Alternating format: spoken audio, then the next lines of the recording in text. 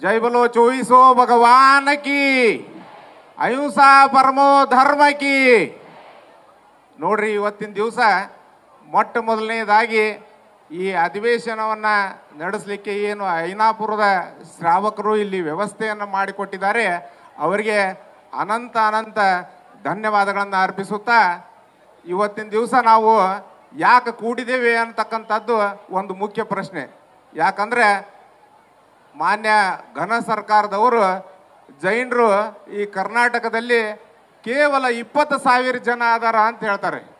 ನೋಡ್ರಿ ಇವತ್ತು ನೀವು ಕಣ್ಣಾರೆ ನೋಡ್ಬೋದು. ಇವತ್ತು ಈಗ ಬರ್ತಕ್ಕಂಥ ಜನ ನೋಡಿದರೆ ಲಕ್ಷಗಟ್ಟಲೆ ಜನ ಇದೆ. ಇನ್ನೂ 2 ಕಿಲೋಮೀಟರ್ನಷ್ಟು ಜನ ಬರ್ತಾ ಇದೆ. ಅಂದ್ರೆ ಸುಮಾರು 2ರಿಂದ 3 ಲಕ್ಷ ಜನ ಇವತ್ತು ಇಲ್ಲಿ ಕೂಡಬಹುದು ಅಂತಕ್ಕಂಥದ್ದು ಒಂದು ಅಂದಾಜಿದೆ. ಯಾಕಂದರೆ ಸರ್ಕಾರ ಇಷ್ಟಾದ್ರ ಇವತ್ತು ಕಣ್ಣು ತೆಗೆದು ಜೈನರು ಎಷ್ಟದಾರ ಅಂತಕ್ಕಂಥದ್ದನ್ನು ನೋಡಲಿ ಅಂತ ನಾವು ಸರ್ಕಾರಕ್ಕೆ ಈ ಒಳಗಾಗಿ ನಮ್ಮ ಹಕ್ಕನ್ನು ಒತ್ತಾಯ ಮಾಡಿದಾಗ ಆಯಿತು ಮಾಡೋಣ ಅಂತೇಳಿ ಉಪಮುಖ್ಯಮಂತ್ರಿಗಳು ಸಹಿತ ಪರಮ ಪೂಜ್ಯ ಗುಣಧರಂದಿ ಮಹಾರಾಜರ ಹತ್ರ ಬಂದು ಆಶ್ವಾಸನೆಯನ್ನು ಕೊಟ್ಟಿದ್ರು.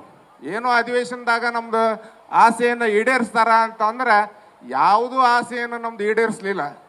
ಬೇರೆದವ್ರಿಗೆ ಆದ್ರೆ ಎಲ್ಲ ಸವಲತ್ತುಗಳನ್ನು ಕೊಡ್ತಾರ, ಜೈನರಿಗೆ ಯಾಕೆ ಸವಲತ್ತುಗಳು ಇಲ್ಲ? ಪರಮ ಪೂಜ್ಯ ಮಹಾರಾಜರು ಅವರಿಗೆ ಅವಾಗ ಎಚ್ಚರಿಕೆ ಗಂಟೆಯನ್ನು ಕೊಟ್ಟಿದ್ರು.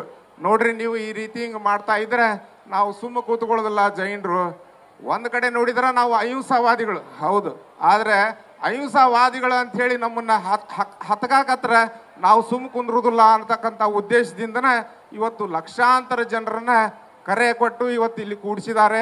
ಇವತ್ತು ನಾವು ಮಾನ್ಯ ರಾಜ್ಯಪಾಲರಲ್ಲಿ ನಮ್ಮ ಹಕ್ಕನ್ನು ಒತ್ತಾಯ ಮಾಡ್ತಾ ಇದ್ದೇವೆ.